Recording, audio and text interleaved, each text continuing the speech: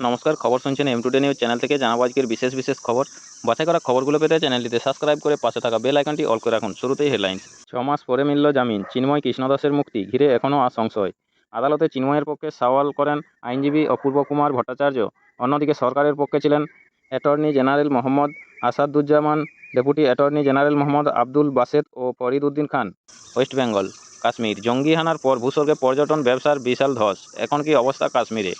West Bengal, Pakistan অধিকৃত কাশ্মীরে চলছে লাগাতার গুলিবর্ষণ, পাল্টা হামলা ভারতেরও।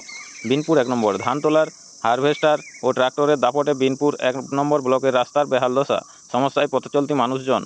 বাসের মধ্যে প্রেমিকার সঙ্গে উদ্দাম যৌনতায় মত্ত কন্ডাক্টর, সিসিটিভিতে ধরা পড়ল ঘটনা। 1 মে থেকে এটিএম ব্যবহার করলেই দিতে হবে বেশি টাকা।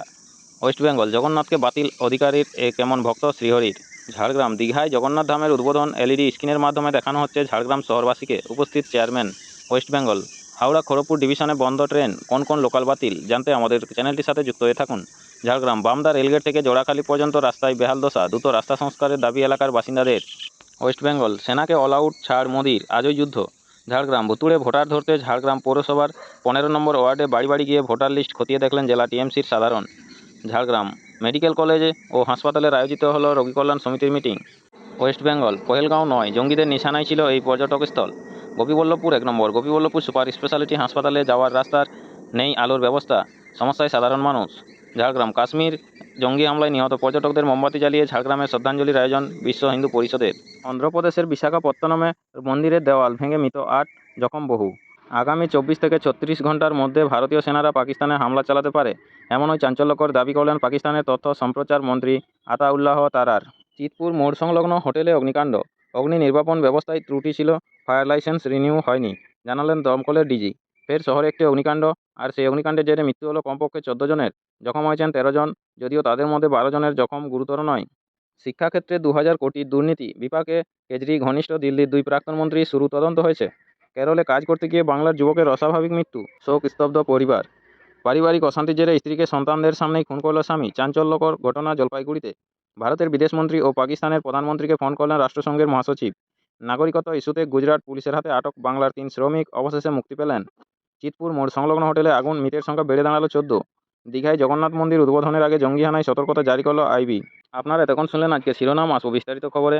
ঢাকা, দীর্ঘ প্রায় 6 মাসের অপেক্ষা, শুভ অক্ষয় তৃতীয়ায় মিলল ন্যায় বিচার। আজ বুধবার বাংলাদেশ সম্মিলিত সনাতনী জাগরণ জোটের মুখপাত্র চিন্ময় কৃষ্ণদাসের জামিন মঞ্জুর করল সেদেশের হাইকোর্ট। বিচারপতি মোহাম্মদ আতোয়ার রহমান ও বিচারপতি মোহাম্মদ আলী রেজার বেঞ্চ এই আদেশ দিয়েছে। যদিও এখনই চিন্ময়ের জেল থেকে মুক্তি নিয়ে সংশয় আছে বলে মত আইন বিশেষজ্ঞদের। আদালতে চিন্ময়ের পক্ষে সওয়াল করেন আইনজীবী অপূর্ব কুমার ভট্টাচার্য। অন্যদিকে সরকারের পক্ষে ছিলেন attorney general Mohammad Asaduzzaman, deputy attorney general Mohammad Abdul Baset ও ফরিদ উদ্দিন খান। দুপক্ষের বক্তব্য শোনার পরে আদালত চিন্ময় কৃষ্ণদাসের জামিন মঞ্জুর করে। চিন্ময় কৃষ্ণদাসকে কেন জামিন দেওয়া হবে না জানতে চেয়ে গত 4 ফেব্রুয়ারি রুল জারি করেছিল হাইকোর্ট। এই প্রশ্নে কার্যত নিরুত্তর থেকে ইউনূস সরকার। এই পরিস্থিতিতে সময় কেনার কৌশল নিয়েছিল তারা। সরকারের এই মনোভাবের জেরে দীর্ঘায়িত হয়েছে শুনানি পর্ব। বাংলাদেশে মোহাম্মদ ইউনূসের নেতৃত্বে অন্তর্বর্তী সরকার গঠিত হওয়ার পরে মুক্তি দেওয়া হয়েছে একাধিক জঙ্গি নেতাকে, এমনকি ফাঁসির সাজাপ্রাপ্ত আসামিদেরও ছেড়ে দেওয়া হয়েছে। উল্টোদিকে হাসিনা জামানার পতনের পরে অত্যাচারিত সংখ্যালঘু হিন্দুদের পাশে দাঁড়ানোয় জেলেতে যেতে হয়েছিল বাংলাদেশ সম্মিলিত সনাতনী জাগরণ জোটের মুখপাত্র চিন্ময়কে। কথিত রাষ্ট্রদ্রোহ এর অভিযোগ করে তাকে গ্রেপ্তার করা হয়। একাধিকবার আবেদন করেও জামিন মেলেনি এই হিন্দু ধর্মীয় নেতার। মূলত ক্ষমতাসীন শিবিরের আইনজীবীদের বাধার জেরে বারবার নাকচ হয়ে গিয়েছে তার জামিনের আর্জি। সরকার পক্ষ তাকে জেলে বন্দি রাখার কোনো কারণ দেখাতেও না পারায় শেষ পর্যন্ত জামিন দিতে বাধ্য হলো আদালতও। জাতীয় পতাকা অবমাননার অভিযোগে গত বছরের 31 অক্টোবর চিন্ময় কৃষ্ণদাস ব্রহ্মচারী সহ 19 জনের বিরুদ্ধে চট্টগ্রাম শহরের কোতোয়ালি থানায় রাষ্ট্রদ্রোহ মামলা দায়ের হয়। সেই মামলাতেই গ্রেপ্তার হন চিন্ময়। আপনাদের সকলকেই বলা হচ্ছে, যারা নিয়মিত গুরুত্বপূর্ণ খবরগুলো শুনতে চান আমাদের চ্যানেলটি সাবস্ক্রাইব করে রাখুন। ফিরে আসবো খবরে। অন্ধ্রপ্রদেশের বিশাখাপত্তনমে মন্দিরের দেওয়াল ভেঙে মৃত 8, জখম বহু। 30 এপ্রিল চলচ্চিত্র চন্দ্রনোৎসবের অনুষ্ঠান, উপস্থিত প্রচুর পুণ্যার্থী। সেই সময়ে ঘটে গেল বিপত্তি, মন্দিরের দেওয়াল ভেঙে মৃত্যু হলো 8 জনের, জখম বহু। আজ বুধবার কাকভোরে দুর্ঘটনাটি ঘটেছে অন্ধ্রপ্রদেশের বিশাখাপত্তনমে সিমহা মন্দিরে। পুলিশ সূত্রে খবর, গতকাল মঙ্গলবার রাত থেকেই ওই মন্দিরে চন্দ্রনোৎসবের অনুষ্ঠান চলছিল। তা দেখতেই ভিড় করেছিলেন প্রচুর পুণ্যার্থী। সেই সময়ে আচমকাই মন্দিরের প্রায় 20 ফুট উঁচুতে একটি দেওয়াল ভেঙে পড়ে সেই ধ্বংসস্তূপের নিচে চাপা পড়ে যান পুণ্যার্থীরা। খবর পেয়ে ঘটনাস্থলে পৌঁছয় এনডিআরএফ ও এসডিআরএফ পুলিশ। তড়িঘড়ি পুণ্যার্থীদের উদ্ধার করে হাসপাতালে ভর্তি করা হয়, কিন্তু 8 জন পুণ্যার্থীর মৃত্যু হয় চিকিৎসা চলাকালীনই। নিহতদের মধ্যে 5 জন পুরুষ এবং 3 জন মহিলা রয়েছেন। সূত্রের খবর, ভেঙে পড়া দেওয়ালটি নবনির্মিত ছিল। নির্মাণ কাজে কোনো গাফিলাতি রয়েছে কিনা খতিয়ে দেখছে পুলিশ। আর এই ঘটনার খবর পেয়েই শোক প্রকাশ করেছেন প্রধানমন্ত্রী নরেন্দ্র মোদী। মৃতদের পরিবারের সদস্যদের 2 লক্ষ টাকা করে আর্থিক সাহায্য ও জখমদের 50,000 টাকা করে দেওয়ার ঘোষণা করেছেন তিনি। পুলিশ সূত্রে খবর, ভেঙে পড়া দেওয়ালটি মন্দিরে 300 টাকার টিকিট কাউন্টারের কাছে মাত্র 20 দিন আগেই তৈরি করা হয়েছিল। এই দুর্ঘটনার খবরে শোক প্রকাশ করেছেন অন্ধ্রপ্রদেশের মুখ্যমন্ত্রী চন্দ্রবাবু নাইডুও। আর্থিক সাহায্যের ঘোষণা করেছেন তিনিও। করাচি, 30 এপ্রিল। আগামী 24 থেকে 36 ঘন্টার মধ্যে ভারতীয় সেনারা পাকিস্তানে হামলা চালাতে পারে, এমনই চাঞ্চল্যকর দাবি করলেন পাকিস্তানের তথ্য সম্প্রচার মন্ত্রী আতাউল্লাহ তারার। তিনি জানিয়েছেন, ইসলামাবাদের কাছে এই বিষয়ে নিশ্চিত খবর রয়েছে। পাক মন্ত্রীর দাবি, আমরা বিশ্বাসযোগ্য গোয়েন্দা তথ্য পেয়েছি যে ভারত আগামী 24 থেকে 36 ঘন্টার মধ্যে সামরিক পদক্ষেপ করার পরিকল্পনা করেছে। ভারত যদি এমন কোনো পদক্ষেপ নেয় তবে পূর্ণ শক্তি নিয়ে তার জবাব দেওয়া হবে।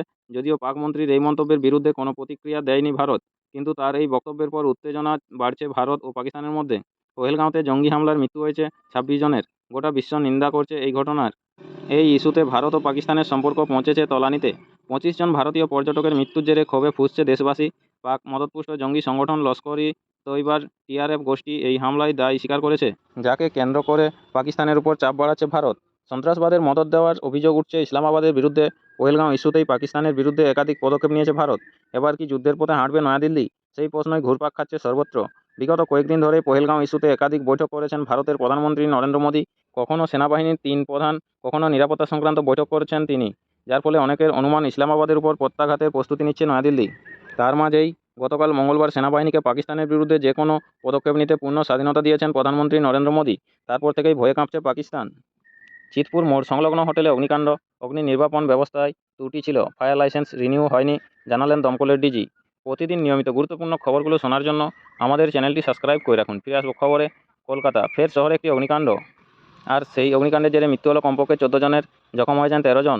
যদিও তাদের মধ্যে 12 জনের জখম গুরুতর নয়, তাদের প্রাথমিক চিকিৎসার পর ছেড়ে দেওয়া হয়। একজন এখনও চিকিৎসাধীন রয়েছেন মেডিকেল কলেজের বার্ন ওয়ার্ডে। গতকাল মঙ্গলবার রাতে আচমকাই আগুন লাগে চিতপুর মোড় সংলগ্ন 6 নম্বর মদনমোহন বর্মন স্ট্রিটের বহুতল হোটেলে। সেই সময়ে হোটেলে ছিলেন অনেকেই। অগ্নিকাণ্ড দেখে হুড়োহুড়ি পড়ে যায়। প্রাণে বাঁচতে ছাদ থেকে ঝাঁপ দেন দুজনে, যার মধ্যে একজনের মৃত্যু হয়। পুলিশ জানায় সে ওই হোটেলেরই কর্মী। খবর পেয়ে ঘটনাস্থলে পৌঁছয় দমকলের 11টি ইঞ্জিন। ঘণ্টা দেড়েকের চেষ্টায় আগুন নিয়ন্ত্রণে নিয়ে আসেন দমকলের কর্মীরা। তবে মাঝরাত পর্যন্ত পকেট ফায়ার নেভানোর কাজ চলে। আগুন নিয়ন্ত্রণে আসার পর শুরু হয় উদ্ধার কাজ। আর তাতেই দেখা যায় ওই হোটেলের সিঁড়িতে অচৈতন্য অবস্থায় পড়ে রয়েছেন অনেকেই। 3 তলা, 4 তলা এবং 5 তলা সিঁড়ি থেকে অচৈতন্য অবস্থায় অনেকেই উদ্ধার করা হয়। হাসপাতালে নিয়ে গেলে চিকিৎসকরা তাদের মৃত বলে ঘোষণা করেন। এইভাবে মোট 14 জনের দেহ উদ্ধার করে দমকল। পুলিশের অনুমান, অগ্নিকাণ্ডের জেরে ধোঁয়া বেরোতে থাকে ওই হোটেলে, আর সেই ধোঁয়াতেই দম বন্ধ হয়ে মৃত্যু হয়েছে এতজনের। কিন্তু কিভাবে লাগলো আগুন, সেই বিষয়ে আজ বুধবার দুপুরে দমকলের ডিজি রণবীর কুমার জানিয়েছেন, source of fire first floor বা দোতলা, সেখানে পানশালার সঙ্গে রেস্টুরেন্টের এক্সটেনশনের কাজ চলছিল। সেখানকার রান্নাঘর থেকেই এই প্রথম আগুন লাগে। সেই আগুনের ফলে গ্যাস সিলিন্ডার ফেটে যায়। তারপর সেই আগুন ক্রমশ ছড়িয়ে পড়ে। ধোঁয়ায় শ্বাসরোধ হয়ে মৃত্যু হয়েছে অনেকজনের। ওই হোটেলে অগ্নি নির্বাপন ব্যবস্থায় ত্রুটি ছিল। এনওসি ছাড়া চলছিল হোটেলটি। অগ্নি নির্বাপনের জন্য ব্যবহৃত সিলিন্ডারও অনেক জায়গায় অকেজো অবস্থায় পড়েছিল। 2022 সালে হোটেলের মালিক ফায়ার লাইসেন্স রিনিউ করেছিল, তারপর আর কোনো ফায়ার লাইসেন্স রিনিউ করা হয়নি, এমনটাই জানিয়েছেন দমকলের ডিজি। ইতিমধ্যেই এই অগ্নিকাণ্ডের ঘটনার তদন্তে সিট গঠন করা হয়েছে। হোটেল মালিকের বিরুদ্ধে এফআইআর দায়ের করে তদন্ত শুরু হয়েছে। পুলিশ সূত্রে খবর, হোটেলের মালিক পলাতক, তবে আটক করা হয়েছে হোটেলের ম্যানেজারকে। সূত্রের খবর, বহুতল হোটেলটির গোটা বিল্ডিংয়ের বিভিন্ন জায়গায় অবৈধ নির্মাণ রয়েছে। ছাদেও রয়েছে অবৈধ নির্মাণ। বাইরে বেরোনোর আরও একটি পথ ছিল, যেটি মালপত্র রেখে বন্ধ করে রাখা হয়েছিল। এই অগ্নিকাণ্ডের জেরে বেশি ক্ষতিগ্রস্ত হয়েছে 3 তলা, 4 তলা এবং 5 তলা। জানা গিয়েছে ওই হোটেলটির একদম নিচের তলায় একটা পানশালা রয়েছে। দোতলাতেও আরও একটি নতুন পানশালা তৈরি করা হয়। আগামীকাল বৃহস্পতিবার 1 মে সেটির উদ্বোধন হওয়ার কথা ছিল। গতকাল মঙ্গলবার রাতেই ওই এলাকায় গিয়েছিলেন মেয়র ফিরহাদ হাকিম, কলকাতার সিপি মনোজ ভার্মা। এই মর্মান্তিক ঘটনায় শোক প্রকাশ করেছেন প্রধানমন্ত্রী নরেন্দ্র মোদী। মৃতদের পরিবারের সদস্যদের 2 লক্ষ টাকা করে আর্থিক সাহায্যের ঘোষণা করেছেন তিনি। জখমদের জন্য 50,000 টাকা করে আর্থিক সাহায্যের ঘোষণা করেছেন মোদী। মুখ্যমন্ত্রী মমতা বন্দ্যোপাধ্যায়ও এই অগ্নিকাণ্ডের ঘটনায় শোক প্রকাশ করেছেন। মৃতদের পরিবারের সদস্যদের 2 লক্ষ টাকা করে আর্থিক সাহায্য করবে রাজ্য। জখমদের 50,000 টাকা করে আর্থিক সাহায্য করা হবে বলে জানিয়েছেন মুখ্যমন্ত্রী। চিতপুর মোড় সংলগ্ন হোটেলে অগ্নিকাণ্ডের ঘটনায় শোক প্রকাশ করেছেন বিজেপির রাজ্য সভাপতি তথা কেন্দ্রীয় রাষ্ট্রমন্ত্রী সুকান্ত মজুমদার, সাংসদ অভিষেক বন্দ্যোপাধ্যায়, লোকসভার বিরোধী দলনেতা রাহুল গান্ধী। দিল্লির সমস্ত কর্মসূচি কাটছাঁট করে কলকাতাতে ফিরছেন তিনি।